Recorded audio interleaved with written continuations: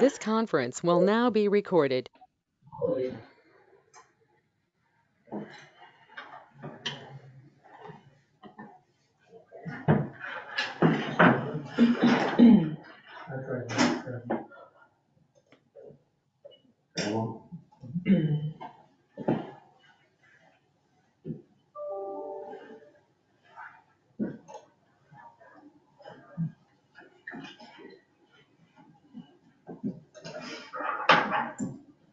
I'm sure to avoid that.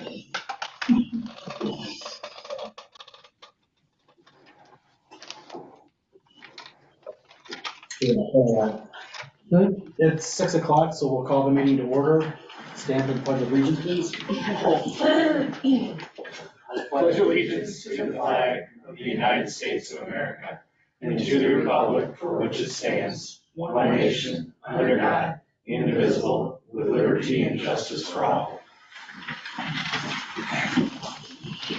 Roll call, please. Mr. Ackerman? Here. Mr. Graham? Here. Mr. LaFever? Was that? That's you. Yes. Mr. McKinnon? Virtual. Mrs. O'Rourke? Here. Mr. Pitney? Here. All right, we do have a quorum physically present here at Village Hall. And Mr. McKinnon, are you away on business? Yes, I am. All right, so that qualifies you under our ordinance to attend the meeting and to vote during the meeting.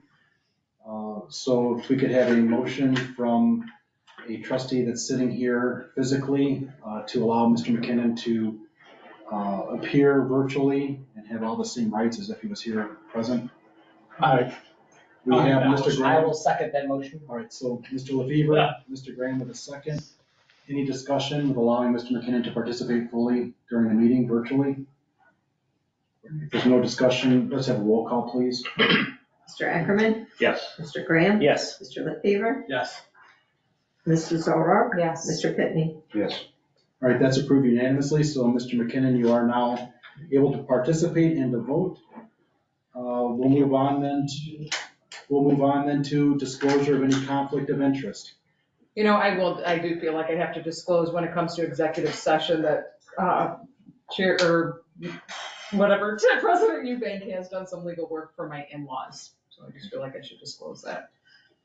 Any other conflict of interest? All right, if none, we'll go on to any changes to the agenda tonight.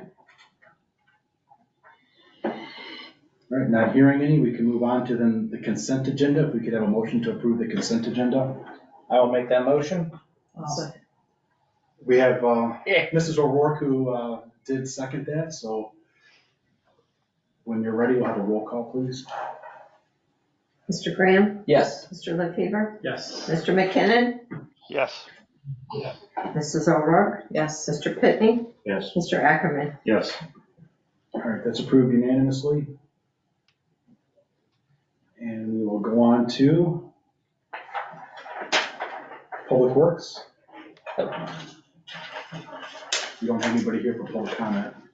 All right, jumping down, good afternoon, ladies and gentlemen. We do have 4 items on the agenda. The first is for the 2024 Winnebago Street project.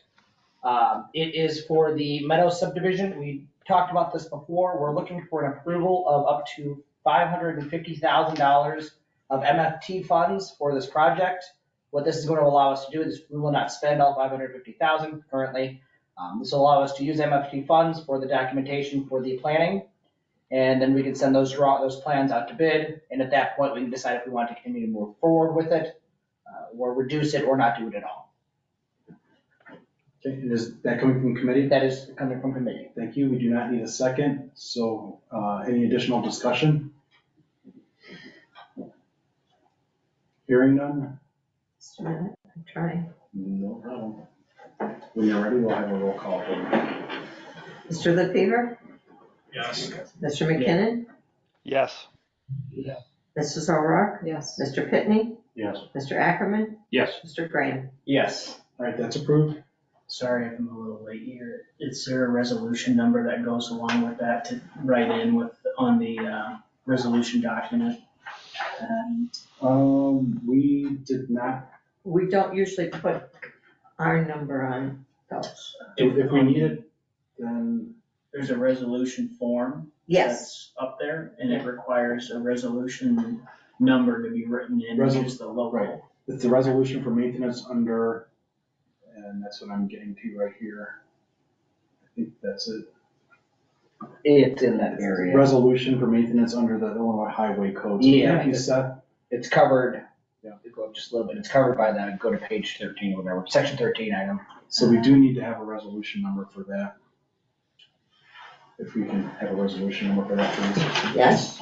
Sorry about that, we threw you a curveball, but thank you, Seth, for being here and being on the ball. I thought it's. And I'm sure Luke was thinking that in his mind as well. That's, 2023-23R. 2023-23R, Yes. thank you. And what do you need?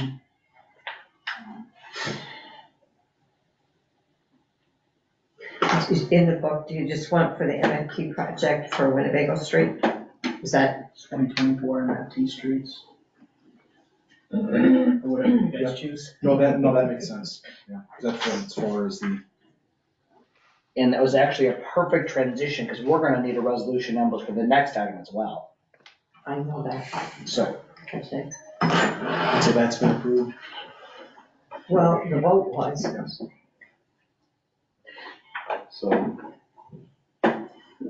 So let's do this again. We had a vote to approve the expenditure of up to that amount. Let's have a vote to adopt the resolution for maintenance under the Illinois Highway Code, which is resolution number 2023-23R. I would like- It's up to $550,000 under the resolution, beginning January 1st of 2024 through December 31st of 2024.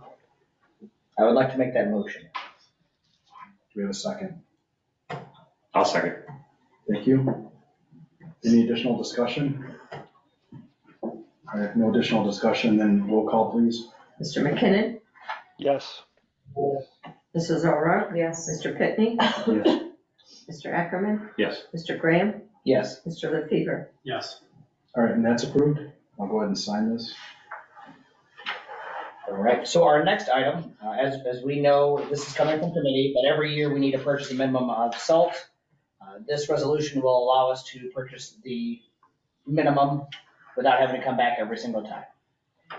This is for a total amount of, just want to make sure my notes match with the actual resolution, but it should be 27,566. Is that what everyone else sees?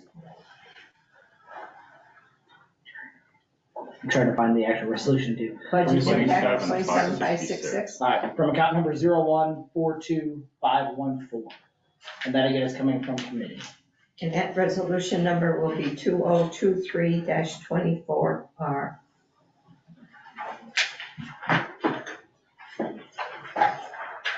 And that is coming from committee, so we will 24R. Any discussion regarding the pending motion for the purchase of rock salt? If there's no discussion, roll call, please.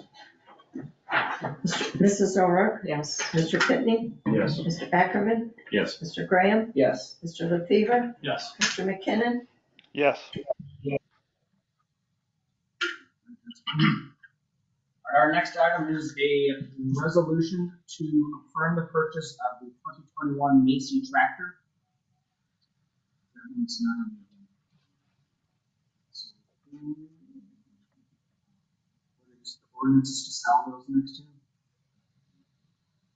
So what we can do is we can't move forward on the approval of the resolution because it's not on the agenda.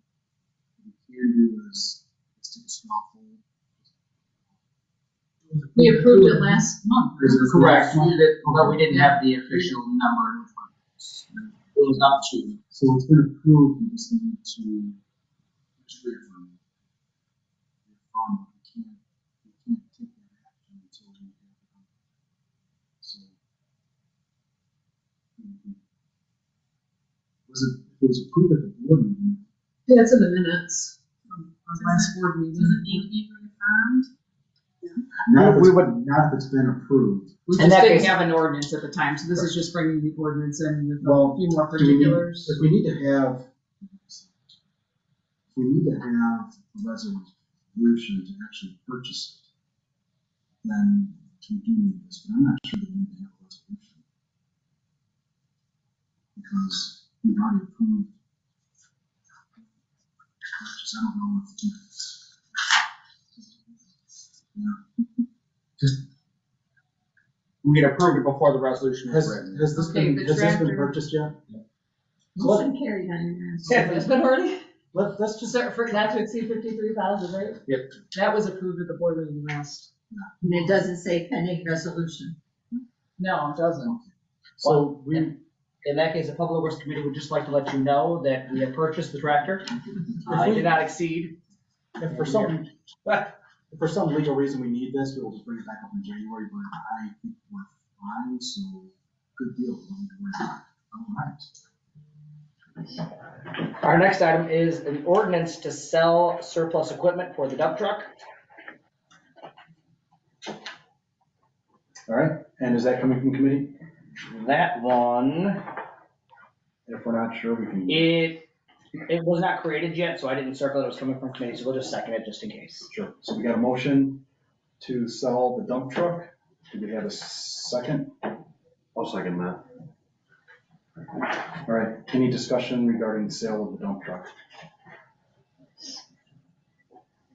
If there's no discussion, we could have a roll call. You want an ordinance number? Yes. It's 25R, 2023-25R. Thank you.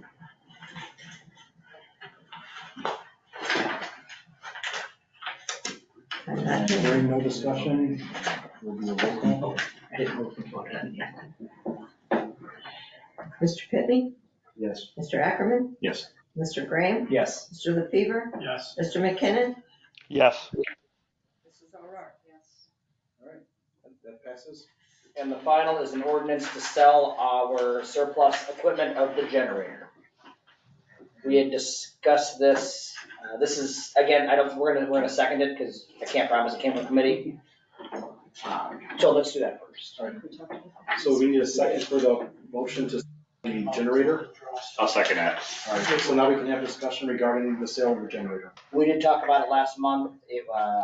Four Rivers was interested in it, and we wanted to say, hey, if they are interested, we want to move forward with it. That was the discussion. Okay. We are now moving forward. Any other discussion? All right, hearing none, roll call please, Just a minute. whenever you're ready. You're going too fast, okay. All right, I just know you want to get That's- I'm just working with you. Just wanna move it along. You wanna get home tonight, is there just a? Yeah. And we will need an ordinance number on that one. Hi, Yes. 2023. I don't have anything to throw, sorry. Want a couple more arms for Christmas? Yes, well. Okay. Dash 12 for the ordinance. Yes, Thank you, ma'am. All right, in a minute. and again, no additional discussion? Yeah, I just. Okay.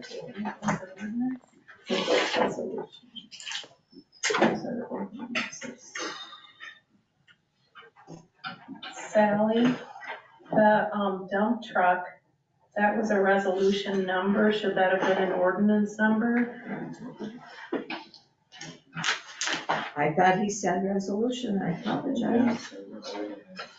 I can't even promise what I told you. Thank you, yep. You find out here in a little bit. That's right. Who else? Right. So that should have been 12, That should be 12, and this one would be 13. yes.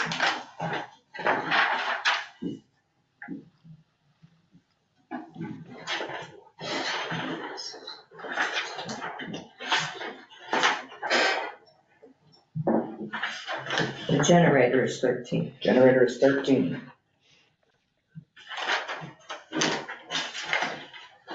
Dump truck is 12. And tractor, we have already bought it.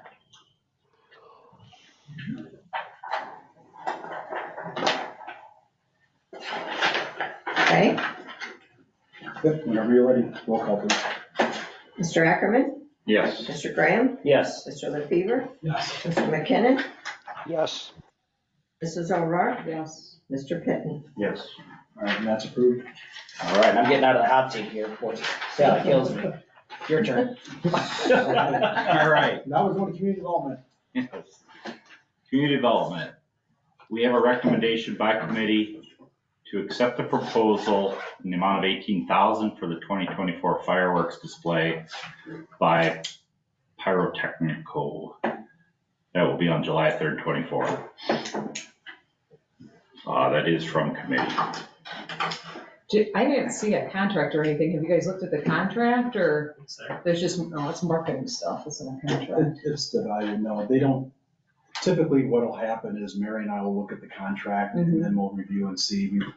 Generally, there's a few things that we correct and we go back. Right. So I think the motion would be to authorize the village president to sign a final version of the contract or to spend up to $18,000 upon review of the final contract. And then you've authorized the expense, now we can tell them, yes, we're going to spend this money, but you need to give us a contract and we can negotiate the terms. And sometimes that'll take a couple of months, just back and forth, in the timing of it. And there's usually a time when we have to put the money down, and I don't know if I think that's now, isn't it? Well, We have to, that's next. January. Okay. And just to look over terms, weather, cancellations, all that Yep. kind of stuff. They're out, so we want to understand what those are. And this is said, have we seconded? Is this coming from committee? It was, now I think it's gonna need a second. Yeah, let's do a second. I'll second it for $18,000. Funding the contract review, blah, blah, blah. Right. So questions for you.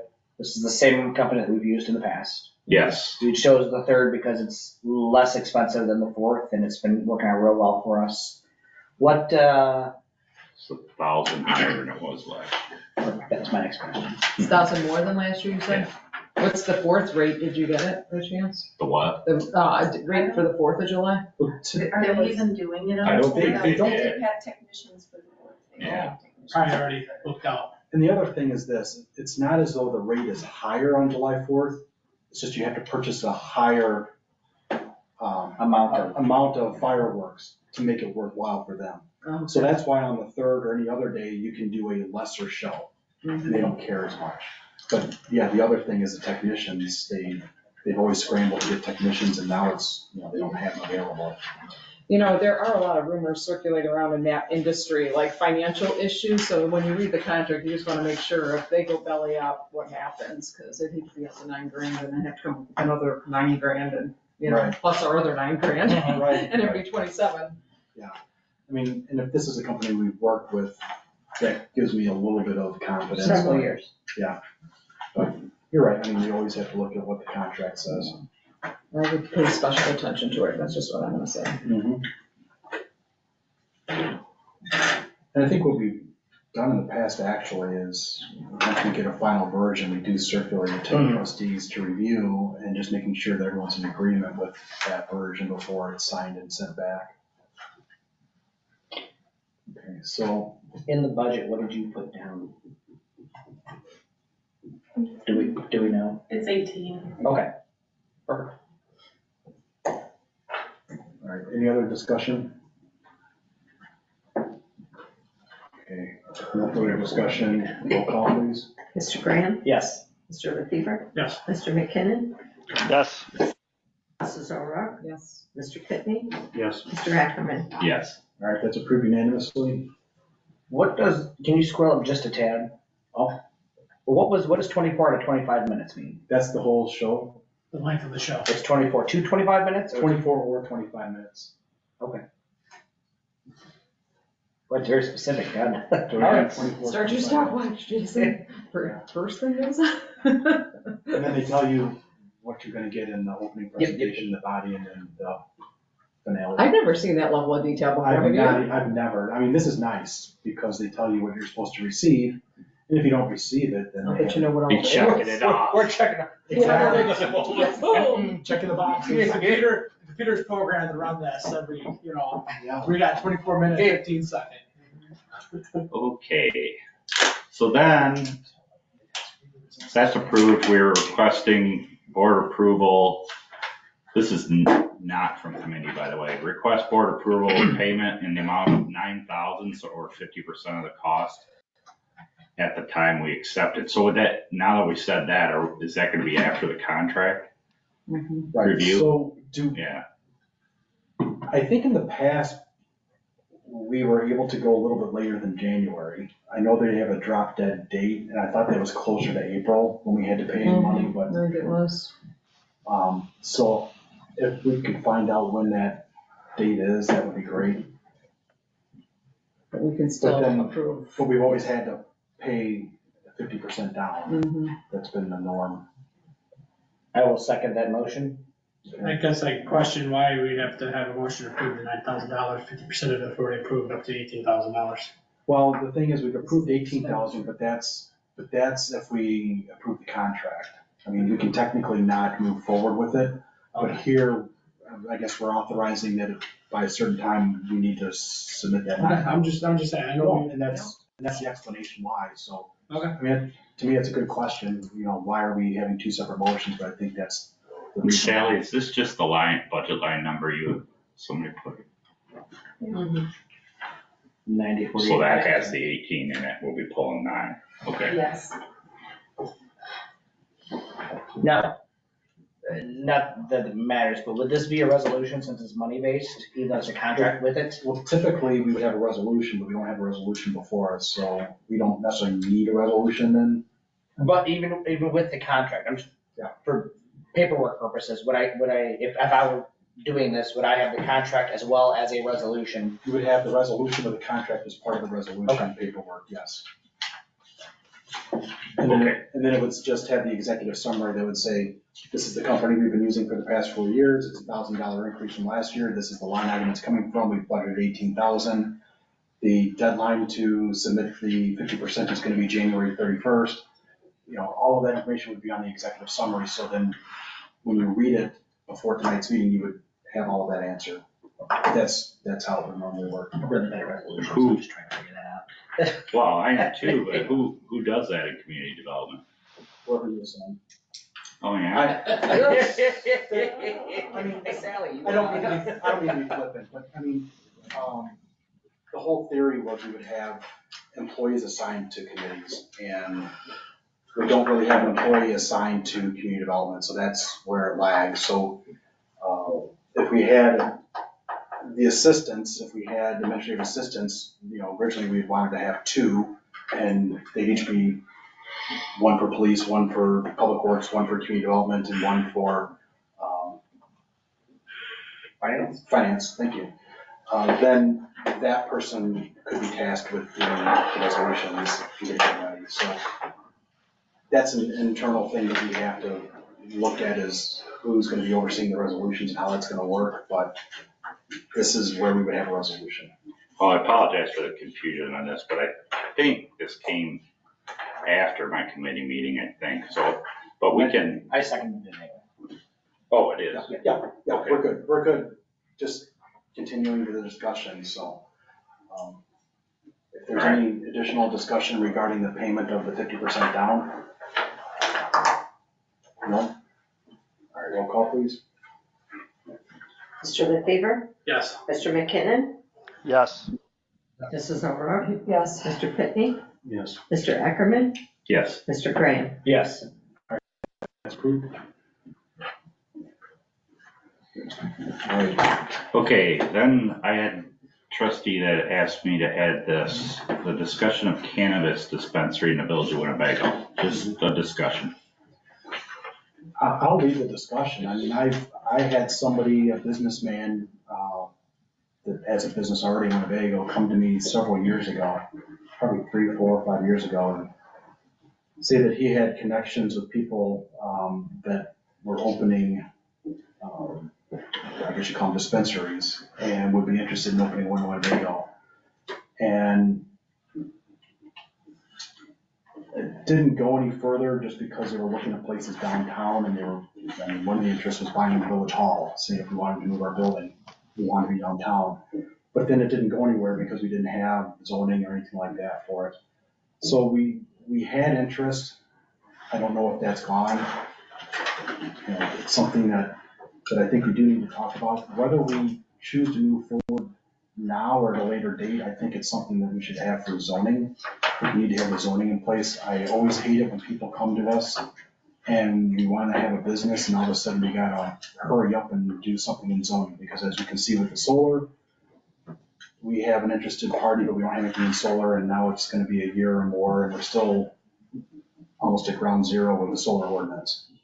And I'd like to get at least the cannabis zoning thing figured out, and then whether the board wants to move forward with any type of dispensary or, the sale of it, at least we've got something in place. And then we can decide as a board whether we want to allow that sale or not. So Well, I think I was the trustee who brought it up and asked Jason if we could put it on the agenda. I just, as we go into economic development, hopefully with the property we have and the new position and so forth, it was just a matter of like a pulse check on the board on whether or not they want a business like that. That's kind of was how I brought it up to Jason, like kind of, do we want that in the village? Yes or no? And would you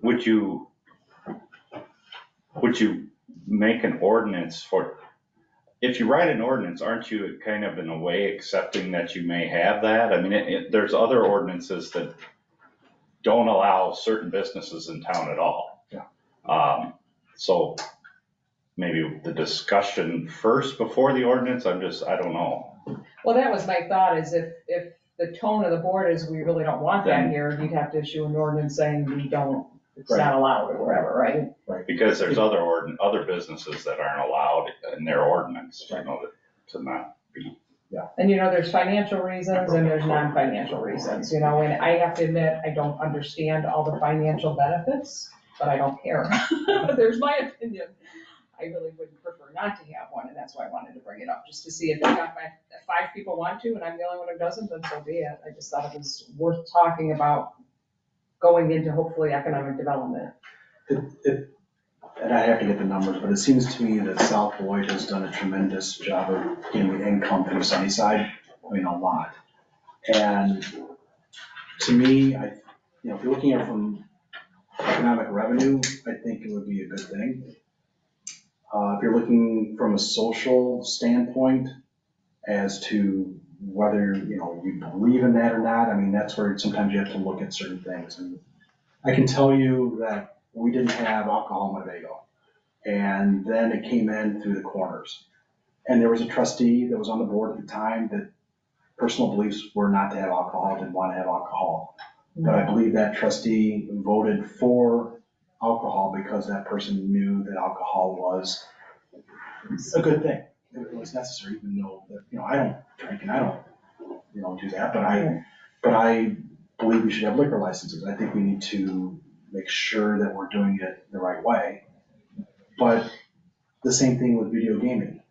We have people that don't believe in that because in some ways it can have bad things. But we do have video gaming. Some people, in some ways you think, okay, that's something that I will never partake in, but somebody else may. And who am I to say that they should not? And it is a source of revenue. Mm-hmm. And so I'm the same way with cannabis. I'm not going to go out and be the first customer, although I do know that there are medicinal reasons for it. I know people personally that have done that because of necessity. And so I think, it's one of those things where you can have it. I don't know that I'd want a smoke shop. I don't even know if it's legal to be able to go into a place and smoke and go. But you can go to a place and have alcohol and go, and you're taking the risk of driving under the influence. So I think, from my perspective, I would have no problem having it. I would say yes if it came to me. Chief. You're either gonna buy it or you're gonna buy it somewhere else. They can buy it somewhere else. That's like video gaming and. That's just my opinion, but I'd like to hear from everyone else, just to, again, see what the. Are we asking if we would vote yes to have a dispensary, or are we voting or discussing, should we create an ordinance to at least have the possibility? No, this is truly a very casual conversation on what is the feeling of the board. Is anybody as dead set against it as me? Or are you all I happy think day, there's let's go for it? plenty of other things we could use first. So I think, that would be that. I guess I would like to see what the, financially, what is South Beloit bringing in? But South Beloit has a higher population concentration than we do to begin with. Well, South Beloit- Even with Beloit across South Beloit had a lot of people crossing the border to get it. So there's that too. I mean, but I see where Frank is, and as a money financial, it has its burden. I think we want to have a bunch of dispensaries in town. I'm with you on it. Well, And I it's also think what do we so- want our village to be? I mean, I get where you go. We just kind of start the conversation, thinking about it, and then. And I think, yeah, I think you're right. I mean, we need to start the conversation. We need to see where we're at, but, we need to look at what the village is gonna look like. My hope for the village is when you're a resident or business owner, you can go anywhere in the village and get whatever you want, and not have to leave the village. Period. If I wanna go to a restaurant, if I wanna have a drink, if I wanna go to, an event, I wanna be able to go to Winnebago and have my enjoyment, or do whatever I need to do, go grocery shopping, which we can. But again, let's get all those things first.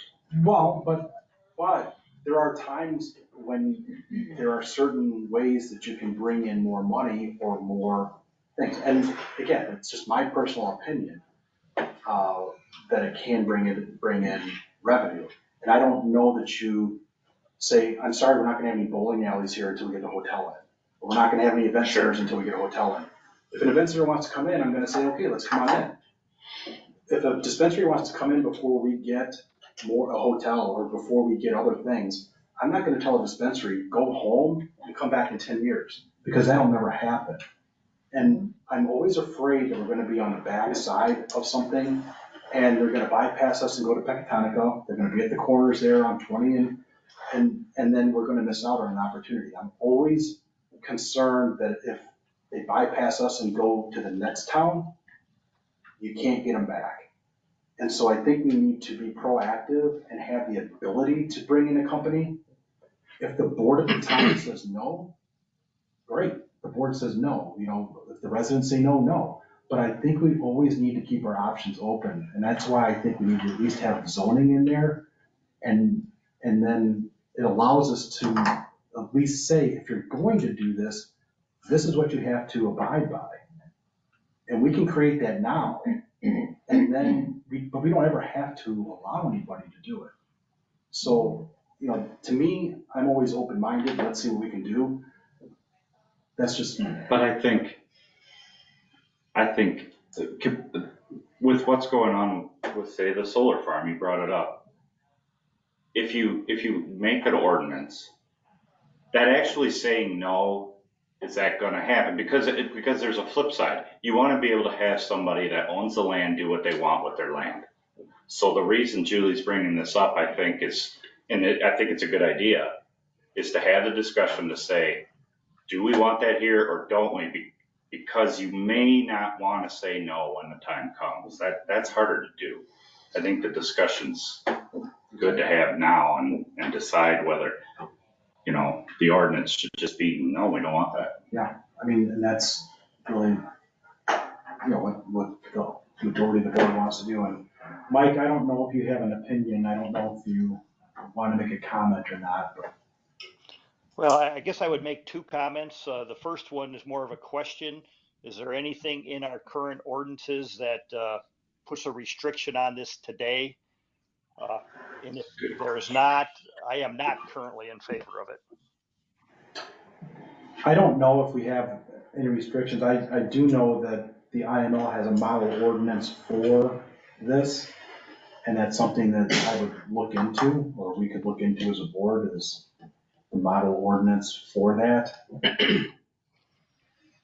But I think that would be a first step, if the board wants to move forward. I know you want to say something, Jeremy, go for it. I have no issue with the creation of an ordinance for zoning. Same concept with the solar farm. Do I want a solar farm in my backyard? No, right? But to have the ordinance, because they can't bring it in until it comes back to us anyway for approval. So I have no problem with the creation of the ordinance. And then we will have the next block at that point of, okay, now it's created. So just say with any type of business in general, a truck stop. We don't have a truck stop ordinance. Why not create a truck stop ordinance? So if there is a truck stop that wants to come in, we at least have it, and then we can have a discussion on it.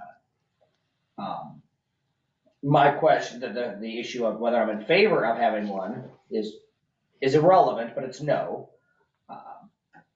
But having the ordinance doesn't have any bearing really on us besides the cost of the creation of the ordinance. And if it's already pre-created, it should be pretty quick. So when you say the creation of an ordinance, that says that they would be allowed? Zoning ordinance, I believe is what he's talking about. Yes, so that zoning wise, they could possibly do one. So basically it's gonna say, if you want to have a zoning business, this is what you have to comply with. But I think that what you end up with then is somebody buys a piece of property and they come to you, you already have this ordinance in place. Mhm. They come to the board says no, and they just let that piece of property sit vacant.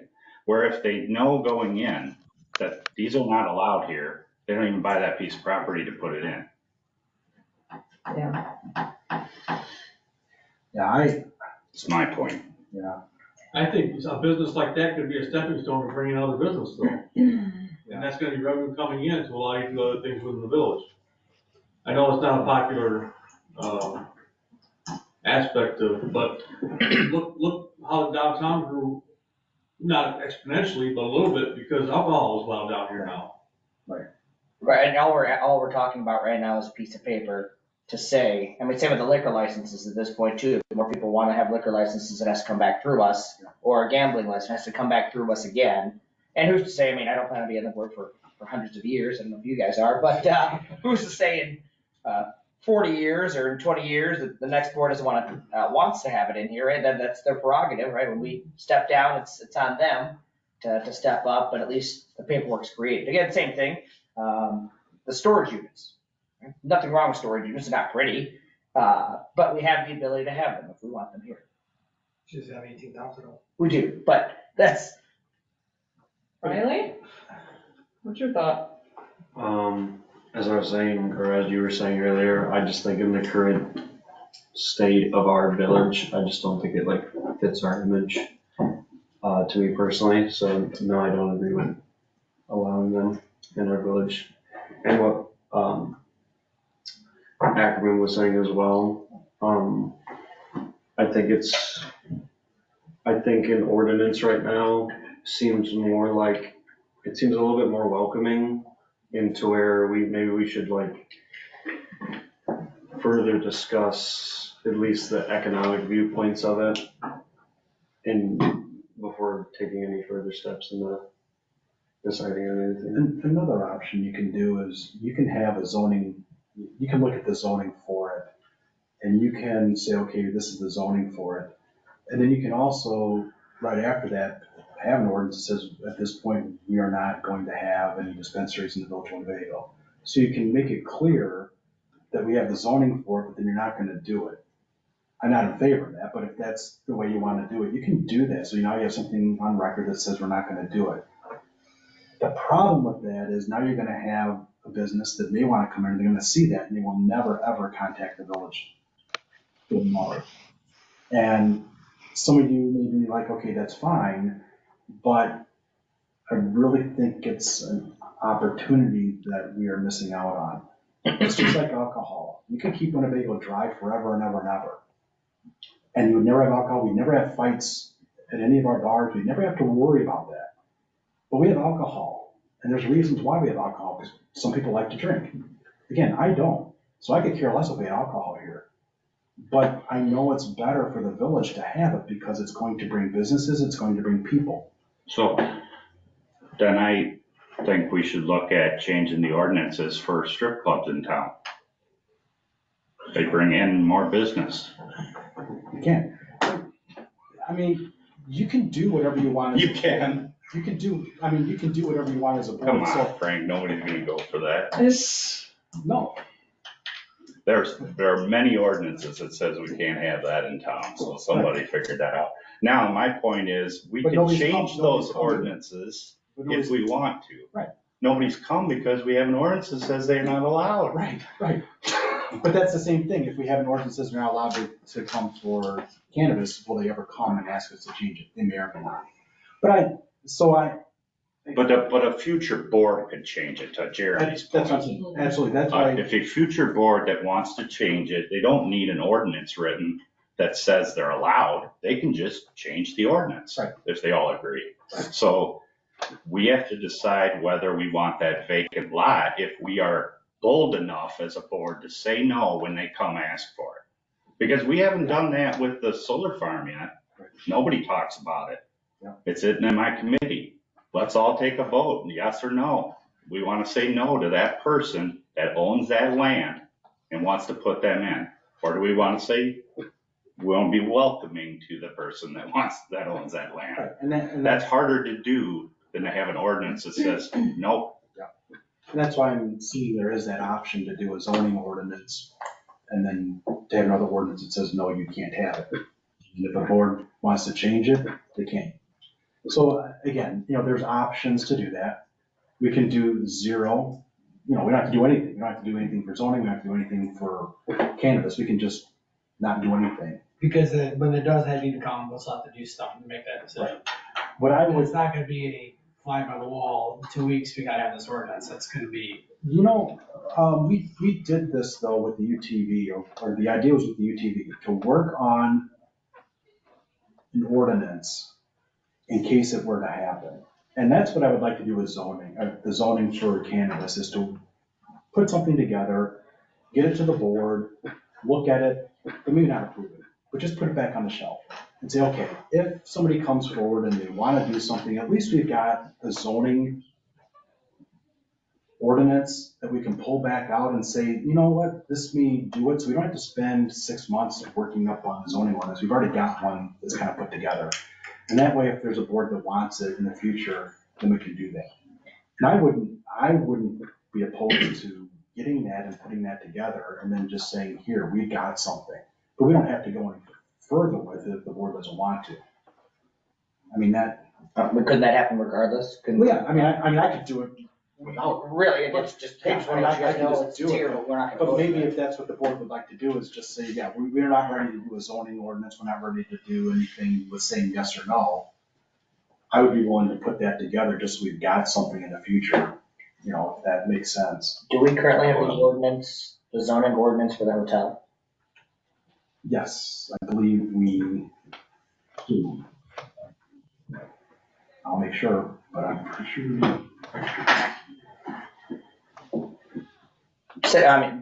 Personally, same kind of concept here. Now, we have to see which hotel or whatnot, but in my head, having a hotel here in Winnebago is not, and again, financially, we'll have to look at that later, but first thing I want to think of talking about what our community is like.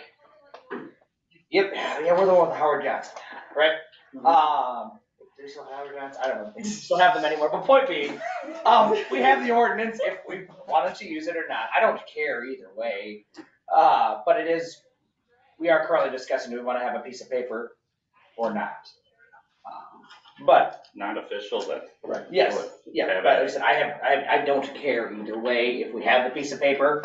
And again, my current opinion, my personal opinion, which is irrelevant, would be to vote no on an actual dispensary with the zero knowledge that I have. I've not looked at finances, I've not looked at anything else, I've not asked the community, any of that. But my personal opinion right now would be voting on the dispensary, but I don't care about the piece of paper. We want to have one, go ahead. That's another one that comes up. How do we communicate with the community better on things?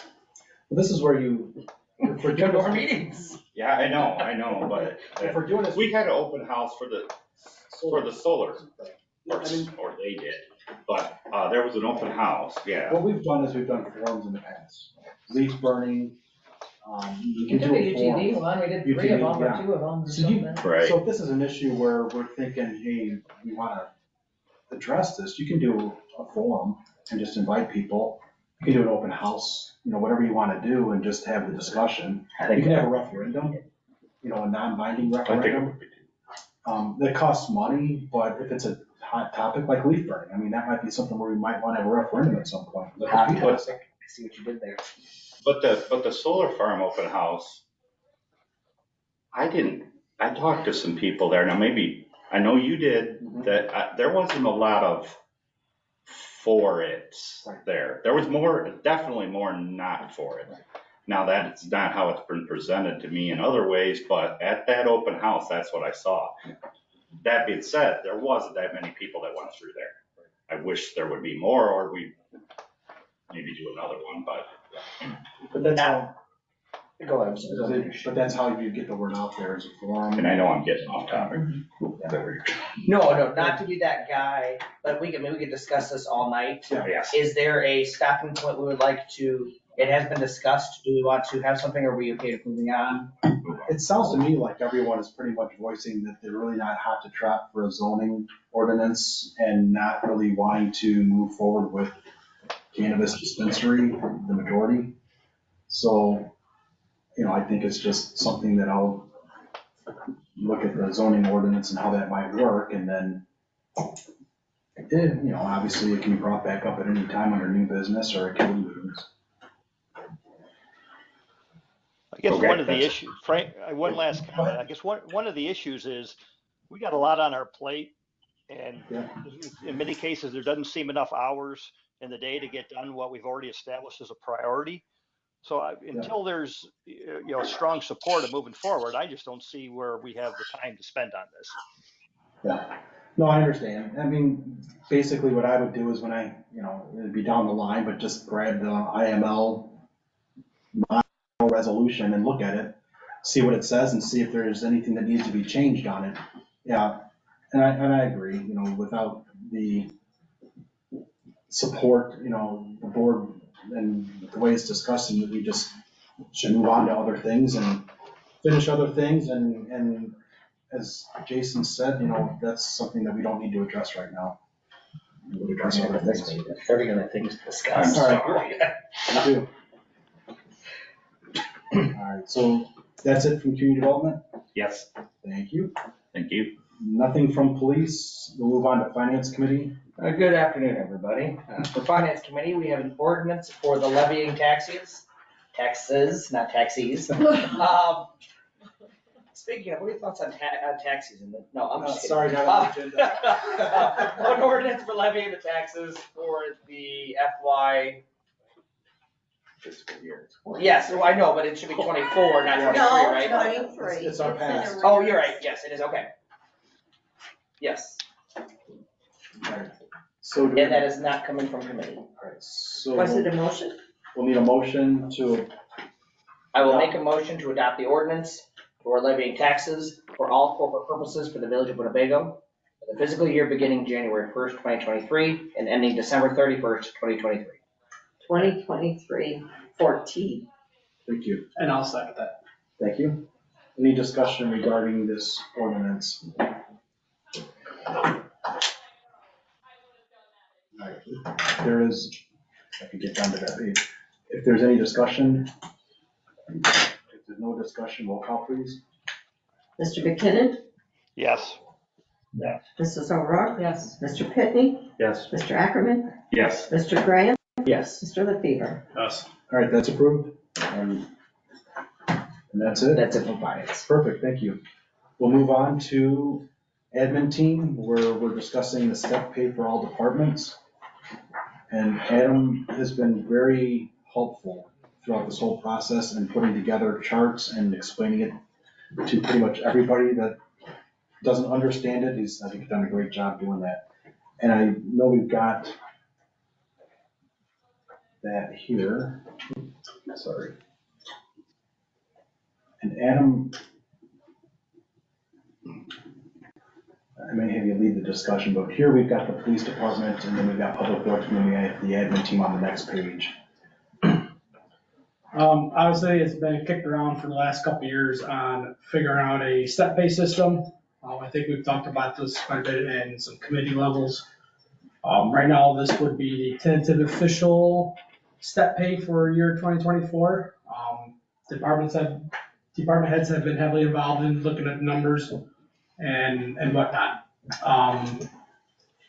That being said, I think to answer probably one of Mike's coming up questions is is the merit raises. Obviously with the old resolution that we'll have to address if we adopt this, they were getting a potential 2.5% merit raise every year with the old resolution.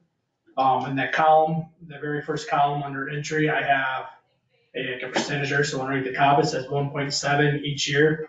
That is what the average for the 20 years merit is. For every year, it'll average out to be a 1.7 if you were marching those out from the starting pay to the 20-year pay.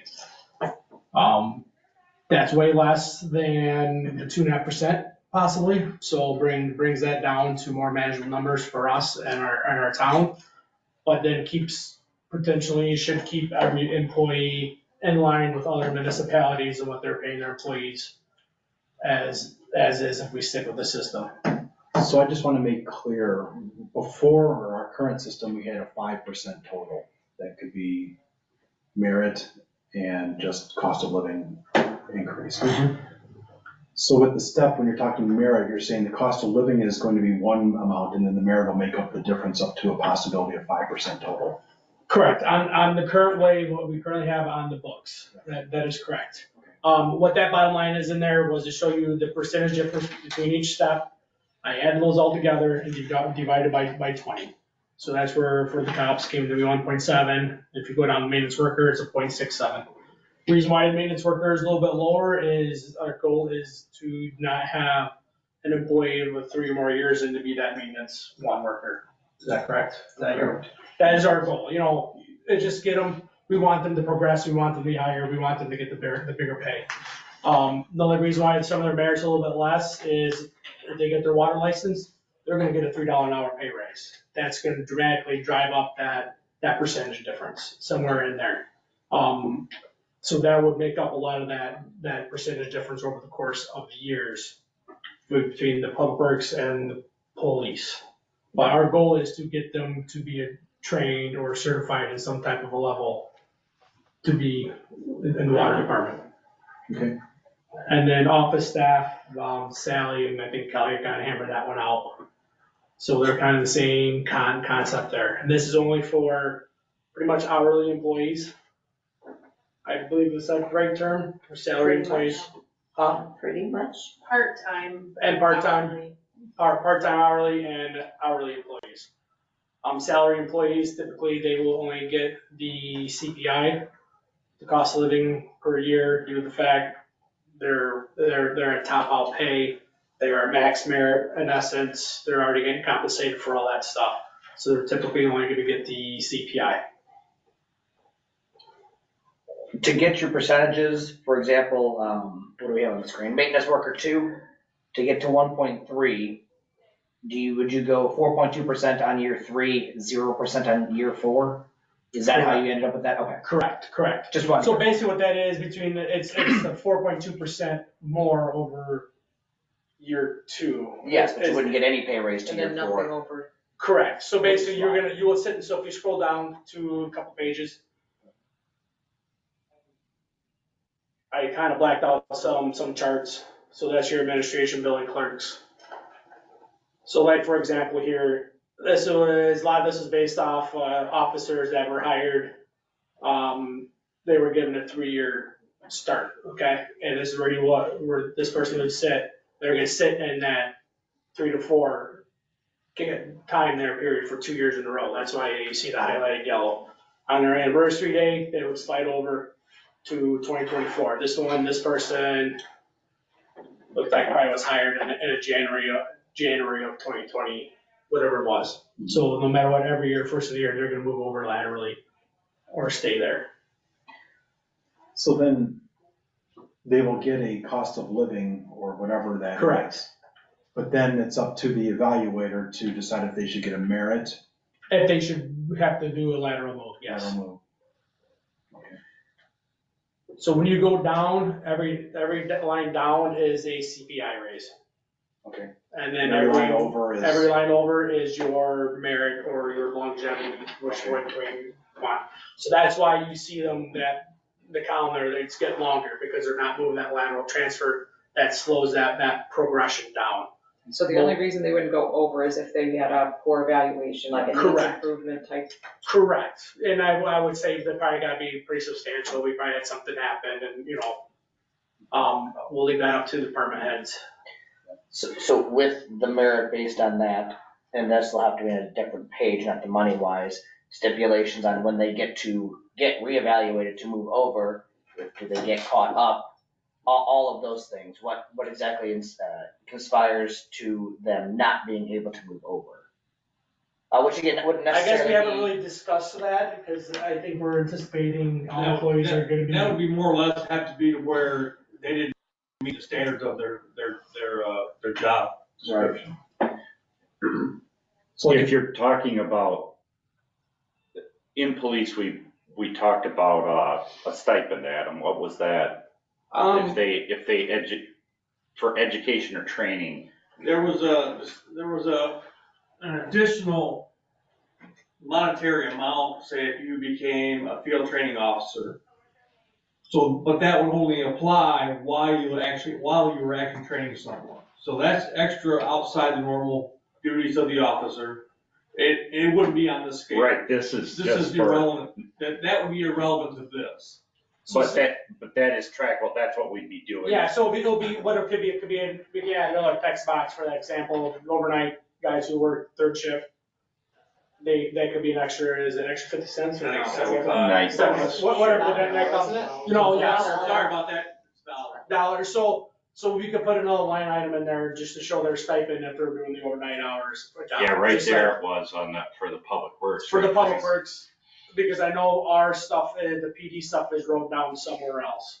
This was, I wrote in here, Yeah, the fact, right. this would be, this is new stuff for the public works department. The FTO and the extra duty stuff for us, based on if they're actually doing that duty, it's in the personnel policy. So that's already listed somewhere in our. That'd just be automatic. Yes, so these two things, we can list it in there in the same slot. Yeah. And it'll be, it's new, this was proposed to make it work, and then if you notice there under the water licensor, after 2 renewals, they'll get an extra $1. That's due to the fact, after 6 years, they should be, pretty fluid and everything, and, you're boosting them for that knowledge and experience. 2 questions. I saw a 2% CPI, would that be a standard, it's always 2%? No, so that chart based the entire, just to show the progression, I did it with the 2% CPI. So how is CPI going to incorporate that, if that's the case? So what'll happen is every year, we'll take this year, and whatever the spreadsheet, whatever the CPI is, we'll hit each hourly with whatever the CPI is. I think this year, what is it? Pretty sure it's 3.2. 3.2, so right now, these numbers are showing at a 3% from what it was last year, for this 2024. Is that stated in there, because the other ordinance, it was stated a maximum of 2.5% with a minimum That's of 1%? under that resolution, so we would have to fix that resolution. Correct, but what is your intent with this? Is it going to be whatever the CPI is? Is there a maximum? Yep. Is there a minimum? We'll do a maximum of 5%. For the CPI? For the CPI, so if the CPI comes in and if we have another crazy year like we've had, at 8%, or if it was like that way 2 years, we're gonna cap it at 5. If it comes See, in. that's what we talked about in police committee, maybe doing a 3-year agreement that we're gonna have CPI of 3% for the next 3 years or something, because if you capture that 5% anomaly like we've had, we could have done an 8% increase, and then you're compounding that because you've given them the 8, but it was an inflated inflation number that's come back way down, so you gotta figure that out. Nobody gets 8% raises when No, that's there's an what 8% CPI, nobody. No, and that's where we're gonna cap it at that year at 5. I don't disagree with you, we could do a year to year with this due to the fact we're not dealing with union contracts. We could easily, I guess, adopt it as, every other year or 3 years. Yeah, because then we're gonna have to change these every single year. Yep, and I don't have an issue with that, it's just, right now, it's just 1 year. It doesn't bother me at all, And my second question, we've had this discussion multiple times of the probation. And then when they off probation, they get the 50-cent raise, which is a random number that we had chosen years ago and just stuck with it. I do see there's an entry and there's a year 1 for the maintenance worker 1 and 2 that we currently have up on the screen. I'm just gonna use this as an example.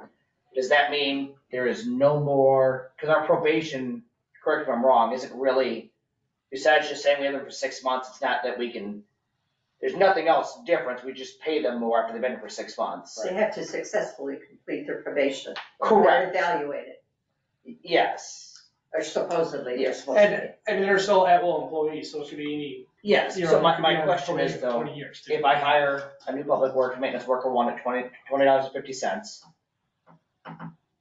6 months probation, clerk from police is 1 year, and then it is 6 months for public works, is that correct? So it's 6 months, do they jump up to 21, or are they just, hey, congratulations, you still get to keep your job for the entire first year, and on year one, you jump to 20 to 21.15? Correct. So there's no more probation pay raise? No. That would be on the anniversary.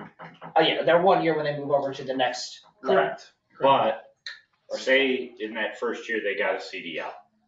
Now what happens? Don't forget that CDL is gonna be a Class A CDL for $1.50, not a standard Class B. So But they would That have to. takes longer than a year or what? Yes, I don't because know. the difference between a Class B and a Class A is they're able to pull a Okay, trailer with. After the first year and they get that, what happens? When they get that, what happens? All that scale goes up by that No, $1.50? you're just gonna get an extra $1.50 an hour. So and we're gonna be able to track that. Should be able to. Because you really Keep just track of that, excuse really me. you just type it in, that's what Okay. they. It's just no difference than the cops getting their $1 an hour. Right, the for overtime pay. FTO or working Yes. nights, you add that in as well, and when they ask you, take it back out. And it's like a separate line item, right, on their check? So it's kind of like your It should be. 26 an hour plus a, Yeah. plus an hour. It'll plus be a that lunch. way, it'll also be that way with the water operator license. Okay, that's what I wasn't getting. All right. And then, Chad, I keep forgetting to mention, there's nothing saying either, just like cops, they bring in someone with experience or certain skill There's too level. much already. that You can start them at a year 2 pay. I know If what you it feel is. need it, just because they're doing over there, doesn't mean you can't. Right. In between that, somebody who comes in that's out of high school that has minimal experience or something like that, so. Keep forgetting to say that. So Yeah, what we we, do capped ours at maximum of 3 years. So you can do when you advertise, we can do a range. Are you gonna put all this information together in the personnel policy? well, that's what we have to decide, are we putting the, Yeah, what are we doing? in the personnel policy, are we having a separate ordinance that's going to state all of this? My preference is if we That's have, about my pay grade, I just If we didn't have- work. right, if we have part of it in the employee handbook, we should put the rest of it in there. So if we already have certain like FTO and work leavings for police, if we've got that in the handbook, then we should add the water operator licensure and the commercial driver's license Class A, but that should be in the handbook as well. We just have to have an ordinance that's going to adopt that and add it to the handbook. We also don't have an issue with police because their probationary period is a year. So automatically, if they're successful, they're gonna get that raise. And that shows it in here. But with public works employees or non-police employees, typically after 6 months, they would get a 50-cent boost. Now they're not gonna get that. So we have to take that out of the handbook to say they're not gonna get anything after 6 months. But do we still want an evaluation after 6 months, or are we just gonna be like, no? You still do your evaluations, and there's nothing wrong with giving feedback to employees, you could do that every quarterly, I mean, Yeah, I mean, employees, it's bad when you sit here and say, hey, it's time for your review, you're not doing this right, you're not doing this right, you're not doing this right, it's like, well, where was this 6 months ago? Where was this 2 months ago when I wasn't doing what I should have been doing? so let me ask Chad and, All and admin, the other admin's all one, the same too. and the other, Sally and Kelly, if you have an employee that's here for 6 months, typically you'd evaluate them and say, okay, you're doing the job or you're not doing the job. And we've had them both ways. And you say, okay, you're doing the job, we're giving you the 50-cent raise. In this scenario, we would still want you to do the probationary period of 6 months. And then at the end of 6 months, if they are doing a good job, do you feel it's okay to not give them anything? Just to say, hey, you're at a halfway point. We're just evaluating you, you look like you're doing well, maybe you could work on this, but for all intents and purposes, you're off of probation now. Is that good enough, or do you feel that you have to compensate them for that? And if anything, we easily add a 6-month column in here. There's nothing saying we gotta stick this every year. Right, and that's what I'm There's a trying- 6-month column in here. That's what I'm trying to find out, is do we need to compensate, or is the compensation gonna be enough at the end of the year? Couple ways to look at it, and, one, the police force is the largest employee base, they handle it in a year. My own employment was in 1 year, I was the first one, to the predecessor. But, I do believe in meat and potatoes, I believe that you should have skin in the game on both sides of of the field, so that the newbie, the probie should be working hard to gain something. I typically do believe in rewarding. I don't know that it's necessary at 6 months. I do wholeheartedly agree with doing a review at 6 months. I know I've been vocal before that there's been people that should be put on notice at their probation or released on their probation. As I age and take more leadership courses, I believe that we need to work on improvement programs for people. So if we saw them fit to hire and that they're, just 80% or less to a spot, they should be able to be put on an improvement trail. But I was a witness to personnel not making the grade of being fired, so they got the raise, and then we had to come back to that. So my decision would lean towards, make this as healthy of a step pay program as can be, and have it be that 1 year and give them aspirations every year. So that's my long answer. In the probation period, so I understand, they don't probably get benefits. Does it work like the private sector? No, they get benefits. They get benefits after. So Just call it. what is it? Why is it probation? It's just probation, because if you're not, you can't really do the job, it just gives you an. But at being It's an just at-will, a they separate try to- relationship. It's really means nothing. It's a point for us to review these employees, and they know they're on probation, but they were an at-will employees area, you can let anybody go at any time. If you If you feel that they're unfit for something, that's what that's. ultimately, I guess you could just do away with the probation period, really. I mean, you still have a policy that says review after 6 months, just to see how they're doing and give them good feedback. Yeah, we don't have a definition of the probationary period, other than the mindset that somebody knows they're being watched a little closer. The economic reward of if you did make it before, 50 cents, that's not nothing, but I've seen it here where it didn't really make the.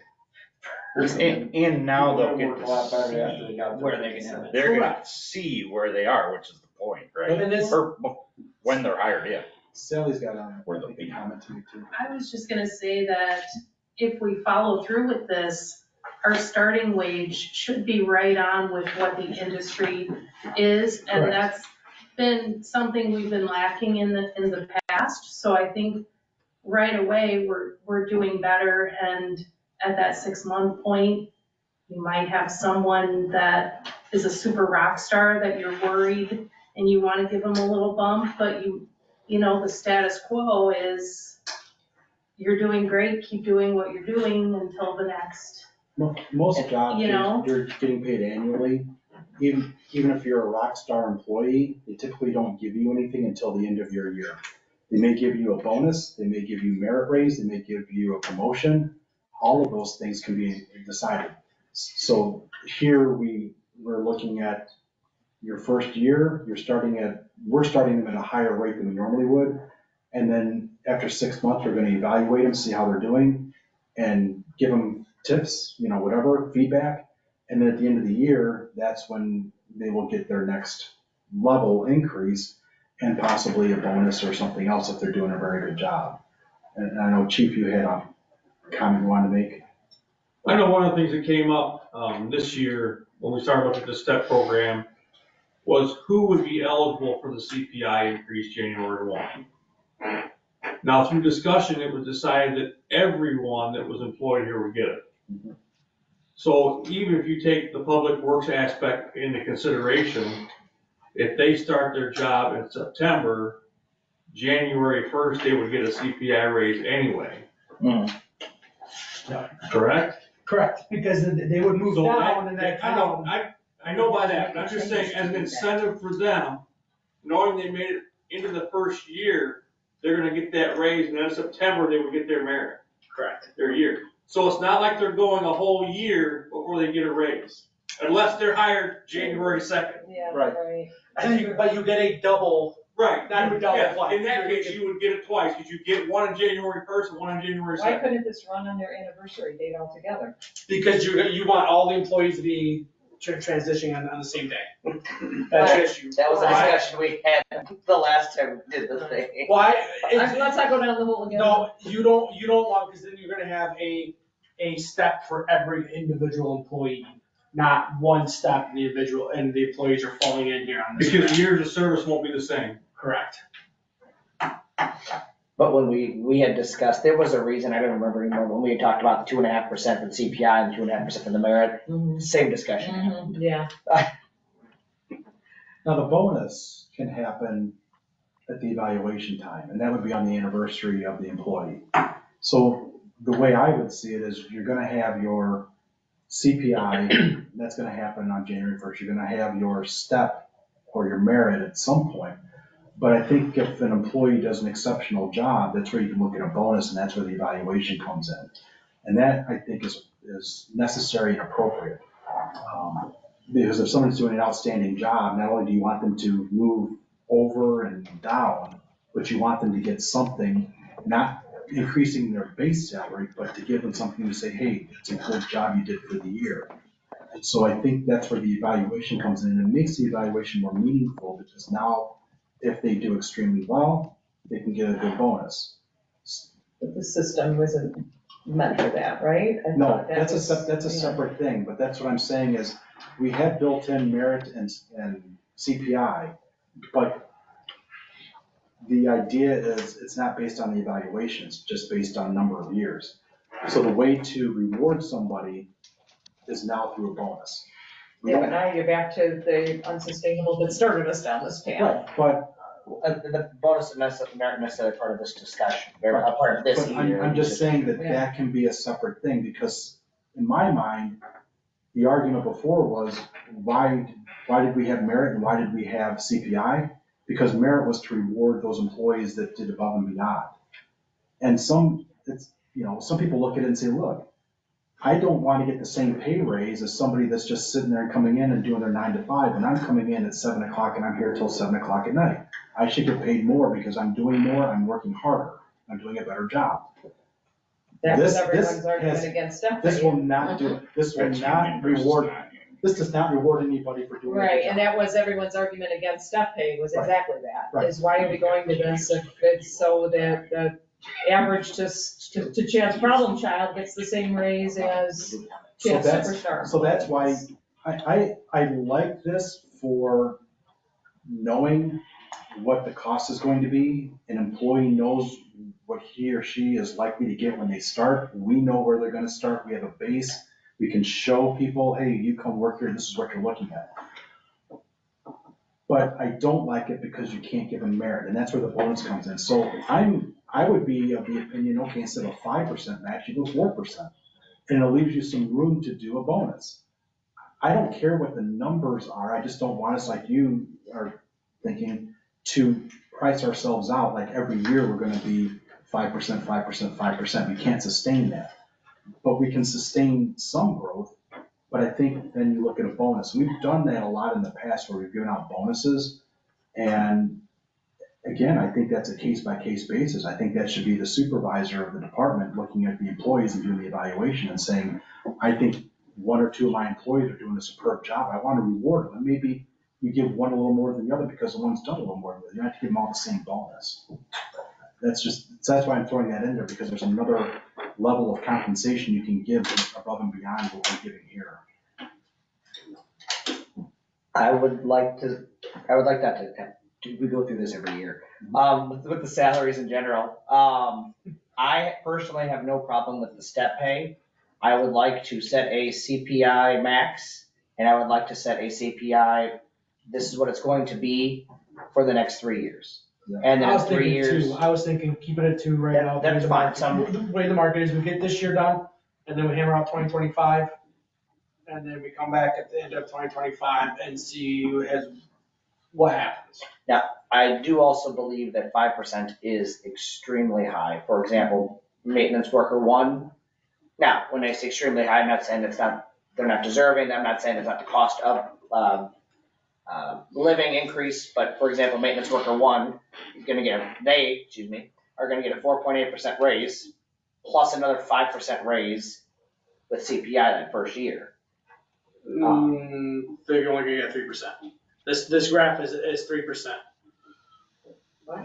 From entry to worker one. Well, okay, I see where you're going now. So a lot of that is due to the fact it was the dollar amount.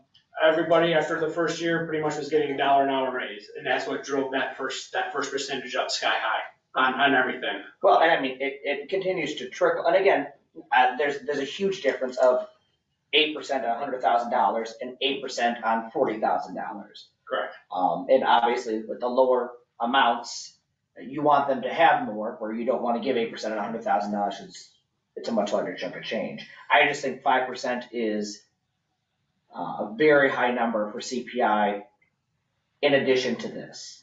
And especially if we're not going,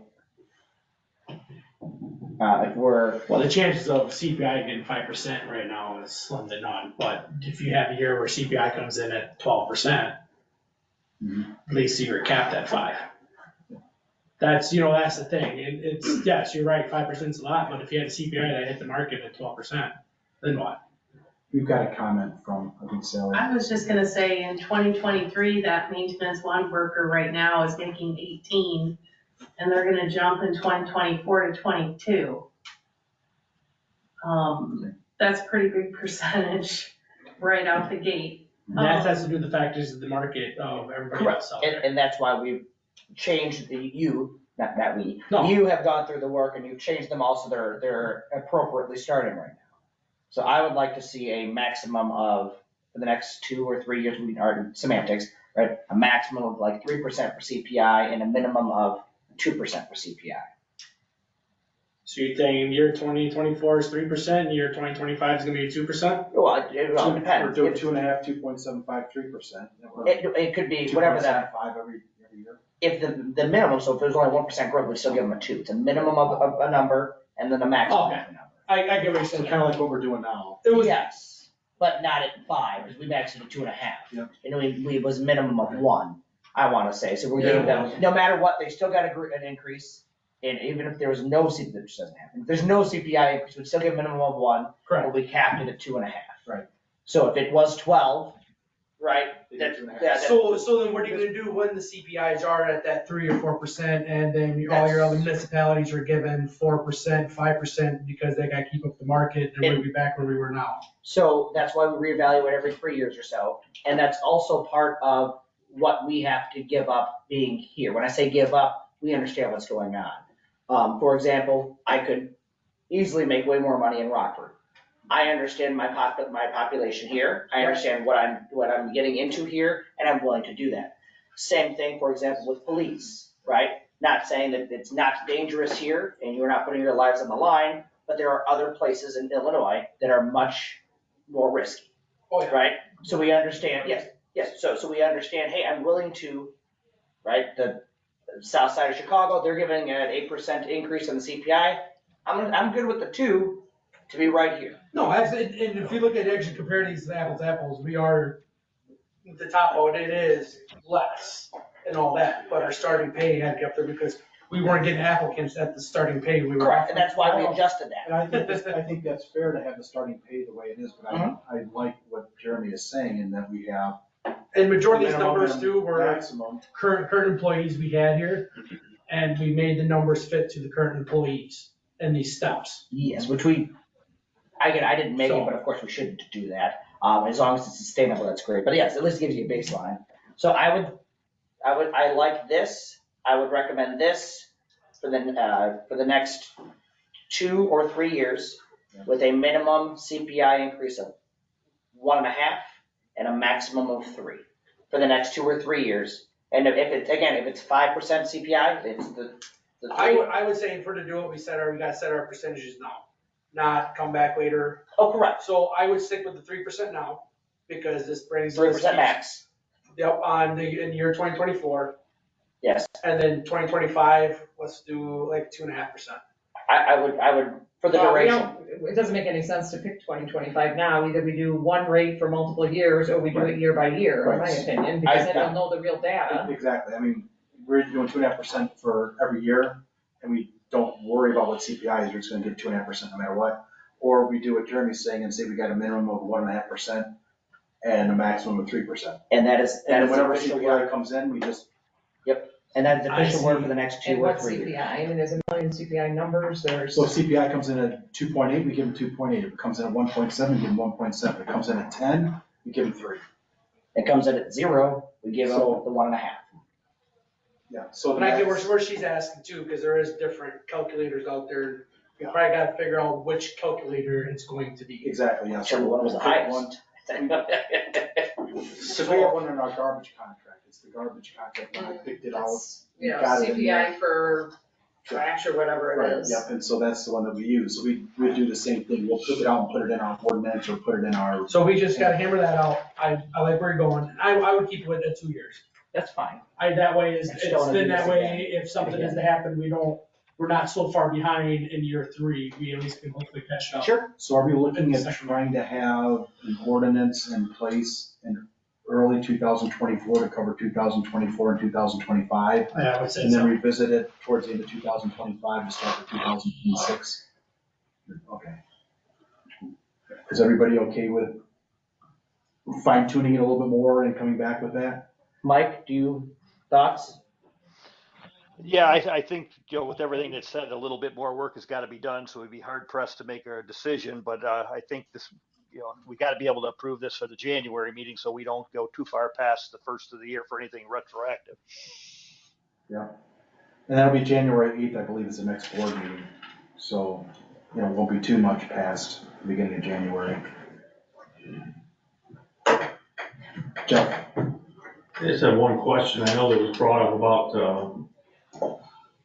salary employees only receiving CPI and not having a longevity increase or whatever you want to call it. I think a lot of that was based on the people that are here in salary positions that are already towards the higher end of the scale.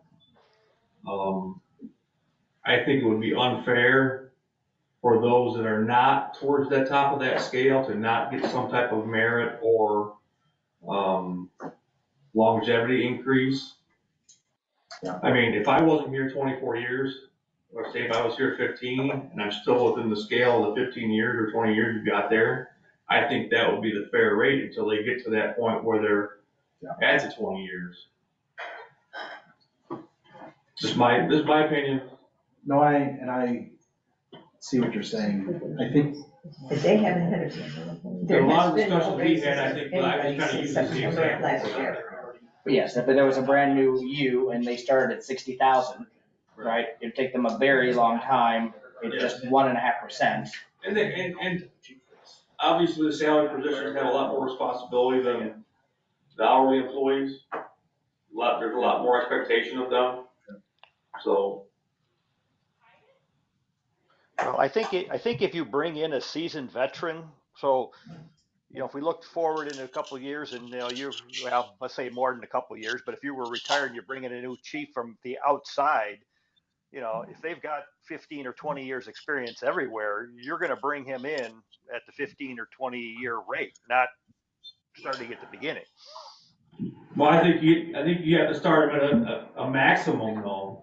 Like we hired an officer in here with 20 years of experience and we allowed him 3 years in this type of scale, the step scale. I don't see how you can bring somebody in with 15 or 20 years experience at a 15 or 20 year level because they don't know how things work here. They might know in general, but to bring somebody in at a 15 or 20 year rate.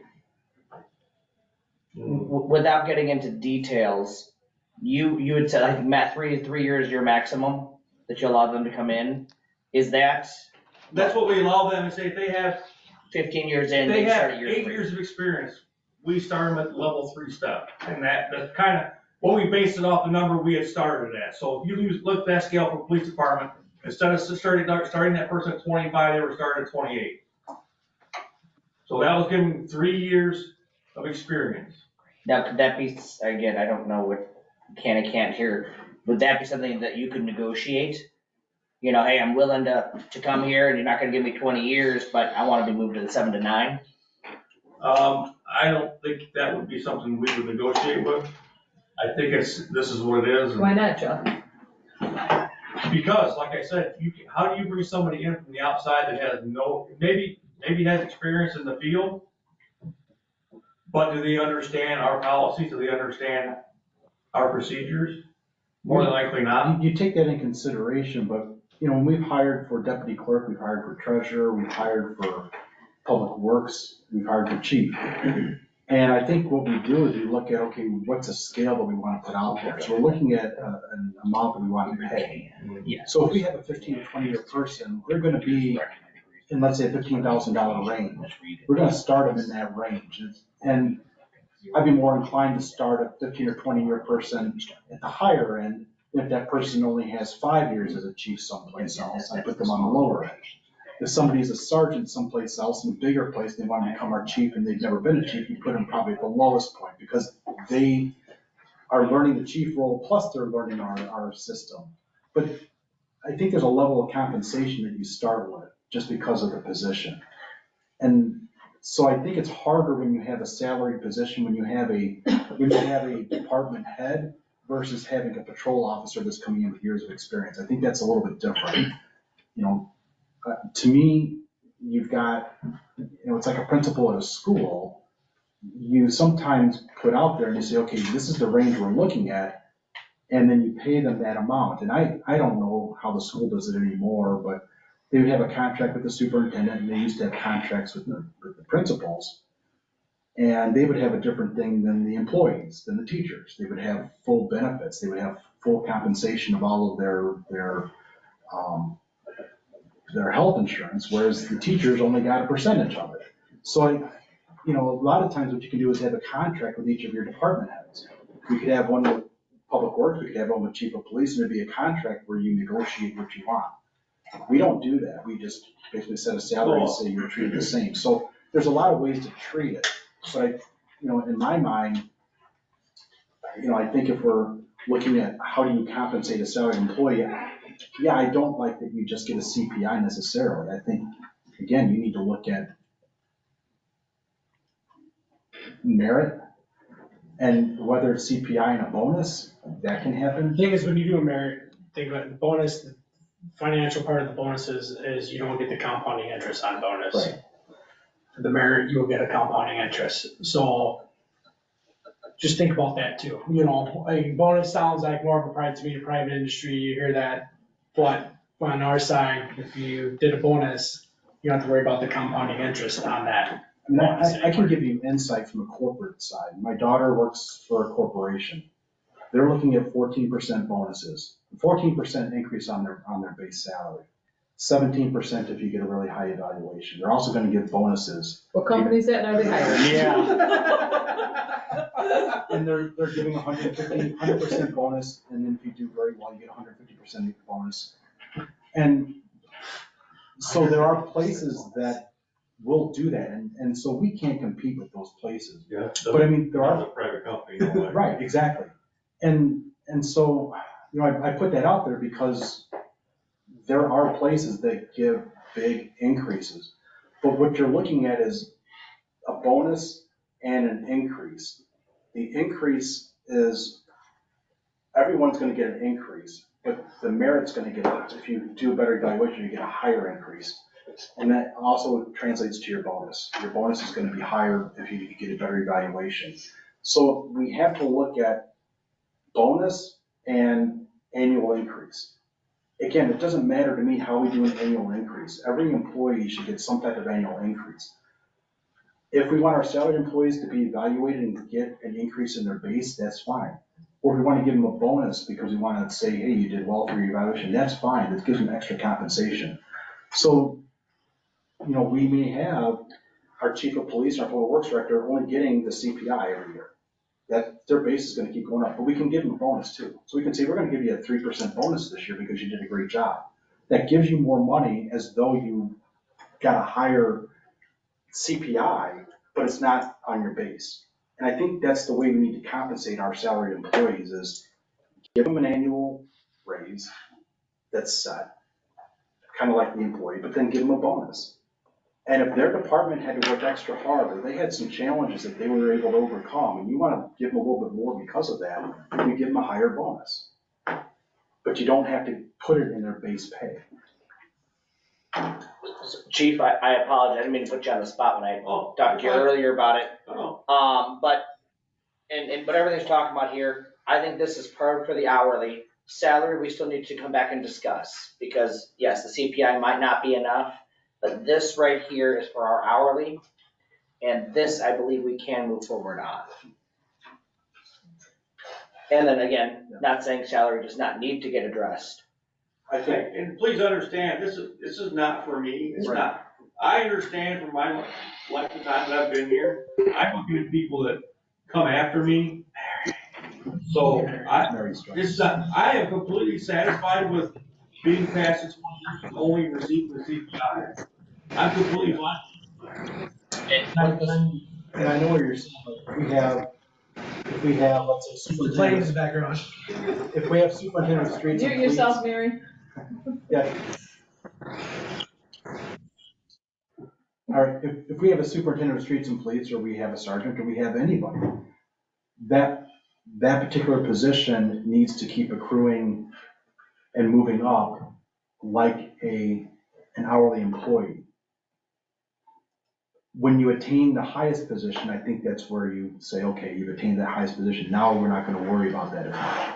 Right, and that's kind of what I was trying to impart with that. And I think, and I would agree with that, because typically your subordinate, your junior, your successor, hopefully at some point, that person is not gonna be making nearly as much and needs to increase just like an hourly employee would. The benefit we have is we have a salary, but we're not paying that person overtime. So the purpose of this, I mean, was for starting pay, so anybody, hiring in knows where they start.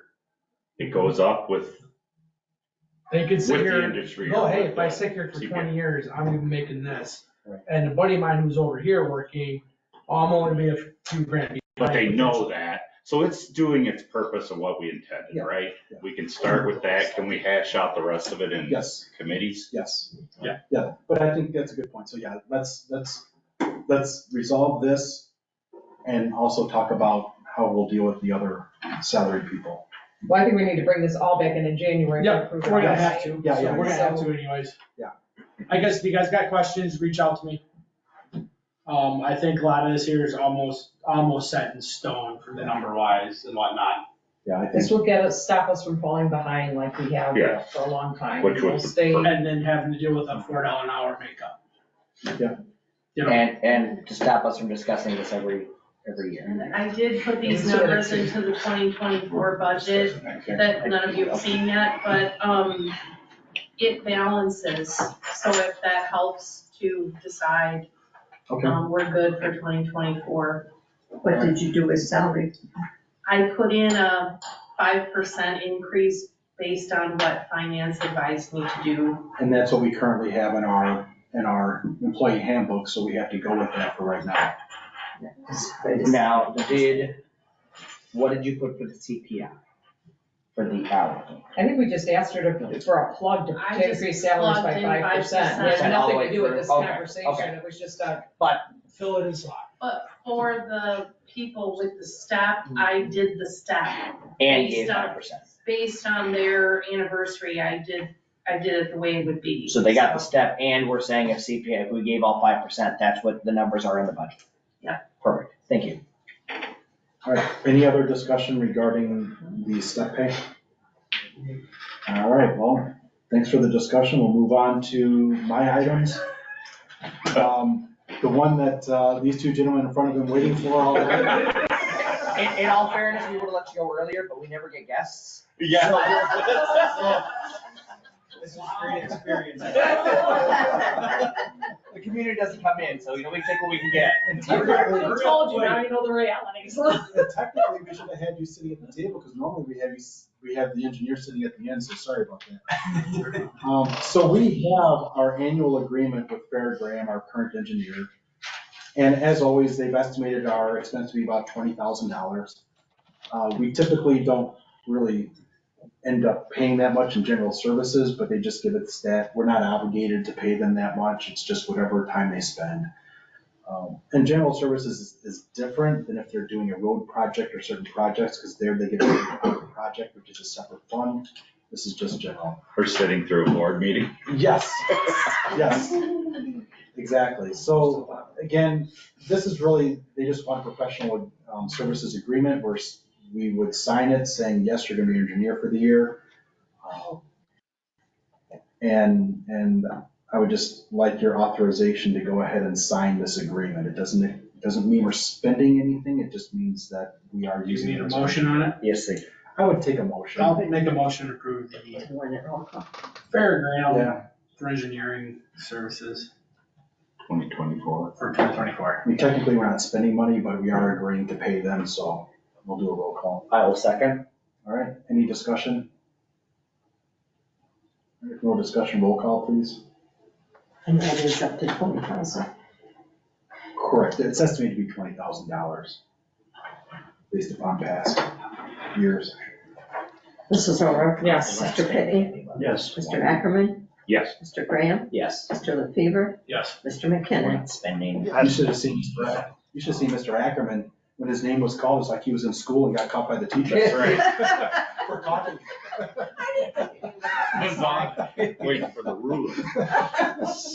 Can't do that anymore. I got yelled at. All right, so I will sign this. And then, do you guys want a copy right now? If that works best for you, we can do that. We sat here all night, I want a copy before I leave. I'm taking a sandwich too. Didn't even get me another cookie. Yeah, I told you, you can eat. You chose not to. Yeah. Yeah, we gotta let 'em Well, have that's one. bad. If I can give you- Next time you're offered food, take it. Either keep the original or make a copy for us. You need this I for a know. while. Well, we are. No, I got it. Yeah, I got it. Executive session. Do you need it sealed? Yeah, that's nice. We do. Yes. We can wait this deals. We can wait if you need it. Well, I can look at the seal and I'll wait for it. Okay. All right, yeah, that's fine. Don't want to hijack from Betsy's meeting. So we can spend a couple of minutes, because you spent more than an hour with us, so we can spend a couple minutes with you. It's no big deal. I was telling Luke, I said, there's two items that are always on the agenda that always lead to discussion, it's wages and marijuana. Yeah. Yeah, both And you guys wanted to tonight. vote for this one meeting. As soon as I saw the agenda, I was like, oh no. You're gonna be here a while. Yeah. UTV's normally one of the big ones too, but that's over. Yeah, that's over. I did All have a right. constituent ask me the other day, it was mid-November, hey, I heard a rumor, is it true that we passed the UTVs? Yeah, like 2 months ago. I'm like, what? The thing is that kind of in hush hush, because there's been no press release on it, there's been a whole lot of communication out there. What we're gonna see is just one person driving down the street with their. Oh, no, no. Well, but it's not official yet. We're still waiting for the Thursday council. they vote. What? Thursday they vote. They are gonna vote? We got an email today, right? Okay, well, let me know if it passes, would you? All right, full favor. So I did, and she's making copies. Yeah. All right, so thank you You can gentlemen stay if you'd like. for being here tonight. We're gonna kick you out, we're gonna have to kick you out in about 10 minutes. Yeah. Okay, well, thanks, everybody. Thanks. Merry Christmas, guys. Yeah, we'll wait. Do we have any other new business? I have one. Do we need to / did we already? Traditionally speaking, we've always given our employees a gift card at Christmas time. You Yes. weren't here for that. I was here for that. No, you weren't here. You were not here. If you were here for the Christmas party, you would know, yes. We did give them out during the Christmas banquet. Oh, well, congratulations. Thank you guys. It's amazing. I will Never also note that, Sally, unless I'm wrong, it looks like the Sullivan's tax rebate's gonna be done probably this year, right? I mean, it looked like we Could only have be. like 36 grand left. Yeah. So, So, well, in 2024, yeah, 2024, yeah. sometime in the first quarter. Yeah. I thought it was like March. Yes. okay. Yeah, that'll be nice. I mentioned again that the board would be happy to make a deal and it was just ignored, so, And that's, What do you mean, happy to make a deal? Oh, to to prepay pay it? it off in 2023. Yeah. Yeah. That's okay. And that's That's okay. why they have their reasons and. Yeah. Now, was that of the new owners or the old owners? Probably go with the old owners. Our agreement is with the old owners because it's with the developer and they had their own LLC for the development, so that's who we pay. I do have another topic for new business. Okay. I would like to take like either the money we haven't spent for this coming 2023 year and whatever's not been budgeted or for this coming year to start making an account for building upgrade, as in to new village hall public works. Try to get all that extra cash that we're not spending and whatnot and start getting ready for deposit.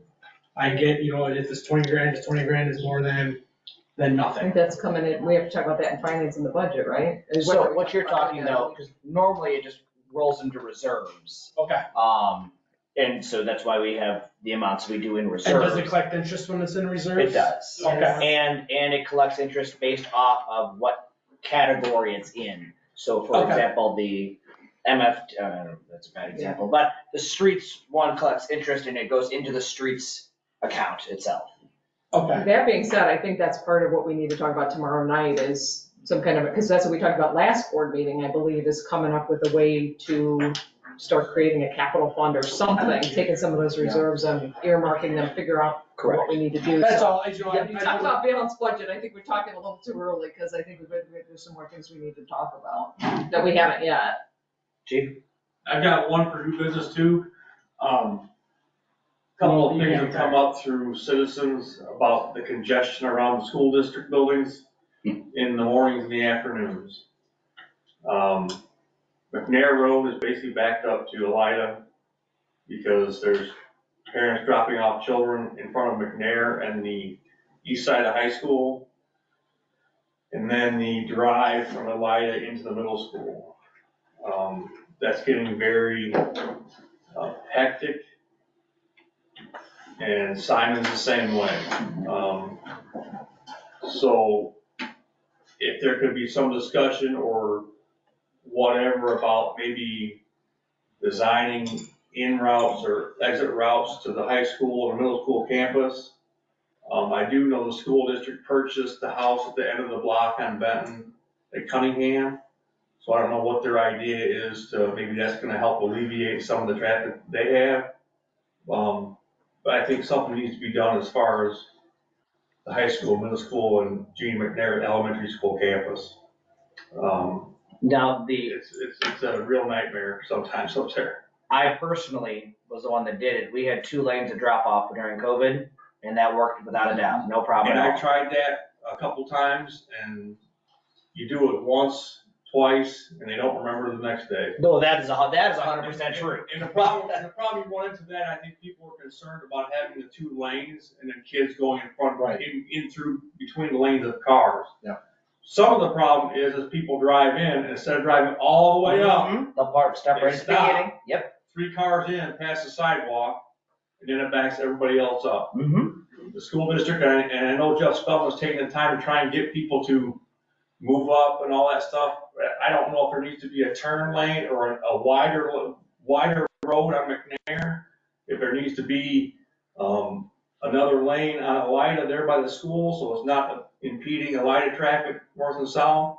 I do know the turn lane from northbound on Elida to westbound on McNair is used as a left-hand turn lane to get into the school. Yeah. And that's a How about problem. make that a no left turn? Into that parking lot, they gotta go down to where the crosswalk is.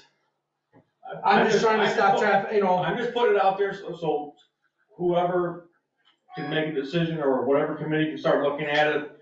Now, It was brought to my attention, so I want to bring it up. is that an us thing or is that a school board? I always wondered if that was a school I'm not and in sure. the school district. I think it's a combination of both. Start at least. Because it's in the village right away, but it's pertaining to district property and their events. Well, that are that's a causing- discussion that we would have with the school. And, I think we have an issue because we have the people on the roadway, we have to figure out how to maintain the traffic, that kind of thing. So it's our issue that way. But once it gets onto private property, that's the school's issue, is how they're gonna deal with it. Now, we can give them suggestions, we can't tell them what to do, but we can look at the whole thing as a group. We can try and come up with a solution. So like, we may look at it and say, well, if they could do 2 lanes here, or if they could loop it around all the way and drop them off at Gene McNair instead of way back here, then we can go to them and suggest that. Well, good news is that their board meetings have been moved into the exact same time as ours are. So we could just zoom right in and we can have that discussion at a later date. And we can meet with a special committee too. I mean, you can do a special meeting where we just talk about that. We can go up there, have a special board meeting, joint board meeting. We'd have to. I mean, because the morning, No, I mean, we do it a different night. Oh. You do it on like a Wednesday night or a different Monday night, and then both boards can sit. But I think you would start at a committee level, and then we would talk to the superintendent. And I then mean, if you go down McNair Road to the east from Elida in the morning and the afternoon, before or after school, you basically have one lane of traffic. Yeah. And it's the westbound lane traffic. And you gotta have people that don't wanna turn into the school, or don't have kids drop off, and I have to go in the opposite lane of traffic. You know, so it's just getting so congested up there, and I was curious, I think, what's the distance, that the school has to provide busing for? I believe it is 1 mile, anything over one, I'm not 100% sure, I believe it's over, anything over 1 mile, unless you have to cross, like, if you cross Cunningham, even if it's less than a mile, we have to pick you up. Because somebody mentioned something to me that they pick up children on Runyard Street. they can, if, number one, if they have a disability or some other. Or if they're under the age, I want to say of second grade. Well, I'm just curious because it seems like there's more and more people that are driving cars, so you see more and more people dropping children off. And I understand if they're within that distance where they can't get busing, you know, they're not allowed to have busing because they live so close. Yeah. But it seems like there's a lot of traffic in the mornings and the afternoons. It's worse on Tuesdays too. It's And we don't exactly, even because the have- enrollment's been down. As I say, our year over enrollment's year. been way down. I mean, Could they stagger the times? There's lots of things that could be done. Yeah, and that would be all, you know, that's school we related. can't control that, so. They could raise the cost of parking permits. That would. Have people, less people would be willing to drive. But the parents, you get around Simon. But anyway, yeah. So I think. I sit in the line at Simon in the morning on Tuesdays, so. So, yeah, I mean, that's a valid concern, and whether we need to look at adding a right Yeah, I turn just lane. want to bring it up. If a citizen brought it to me, and I thought, I'll bring it to the board, whatever, wherever it goes. That's a necessary discussion, because I've been around the schools when, yes, you see the traffic backed up, and it can be dangerous. That's very timely because the school has a project in the works for increasing parking at both campuses.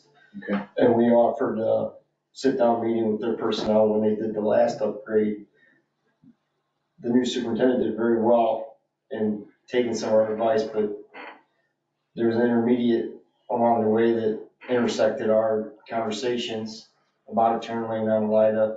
So it is it might almost be too late because I know they've done survey work and Seth and myself have been in communication with them because the parking they're looking to add is gonna require more stormwater retention that there's not a lot of space for, nor is a popular topic. But when I went to school, it was staggered, and that was the big help with everybody's observation.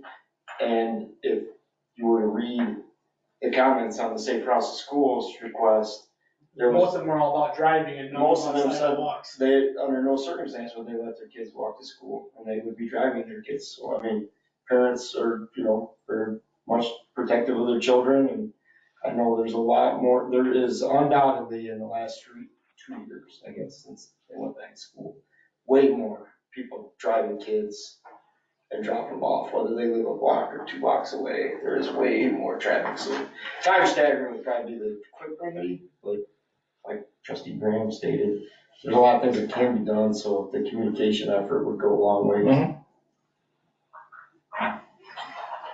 Any other new business? I make a motion to move to an executive session for follow-up of village administrator discussion. No, we can't do that. Well, we gotta do that, then we gotta appoint We have to be in regular session To to a point. select a temporary chair. Okay, so I'm doing it backwards, okay. If there's no other new business and are you going to be addressing the position of the village administrator? That is correct. Correct, so then I will make a motion. No, let me finish, please. Yes, sir. So at this point, I am going to leave the meeting because I do not want to be involved since I am a candidate for that position. And as Trustee LaFever was saying, in my absence, there will need to be a president pro tem. No. It'll be a chairman of the.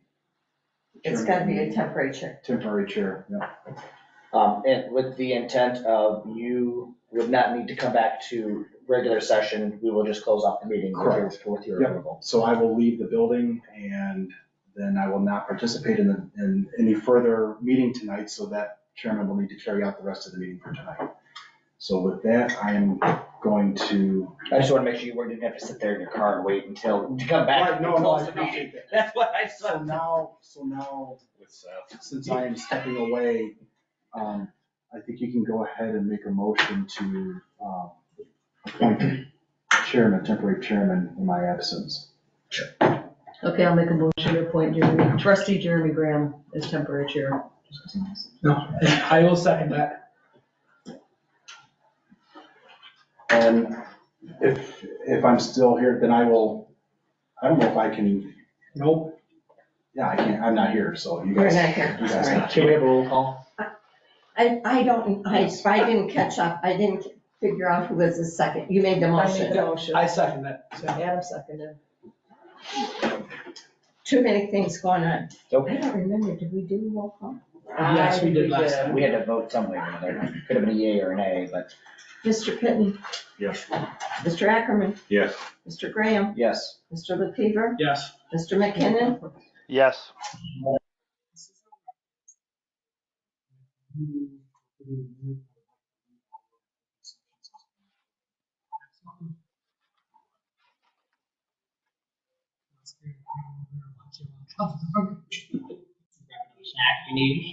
The guys back here, so they'll take you back to interrogation. Go back to interrogation. Everybody have a good evening tonight. You as well. It's a closet.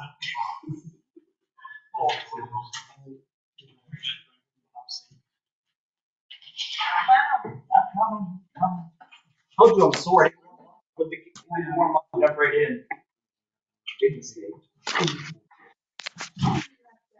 7:51. Yep. All right, can I now make a motion, go to executive session with only trustees present? And Sally. and Mary. And Mary, yep. I would also like to keep all of the employees that were part of the original interview process. To see their opinions, and then we can dismiss them and discuss just as trustees. Are we okay with that?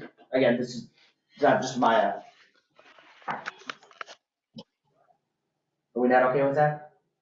It doesn't matter If you're gonna dismiss them after.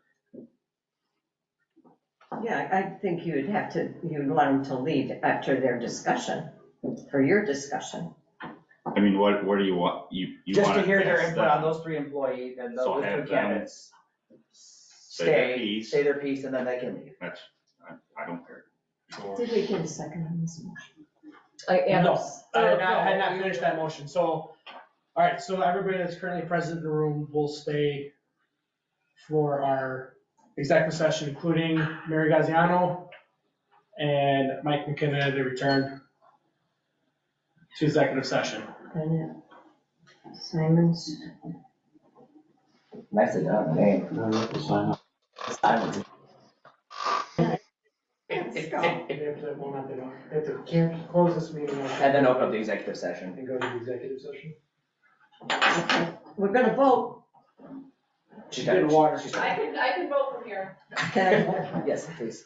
Mr. Ackerman, Yes. Mr. Graham, Yes. Mr. LaFever, Yes. Mr. McKinnon, Yes. Mrs. O'Rourke, Yes. Mr. Pitney. Yes.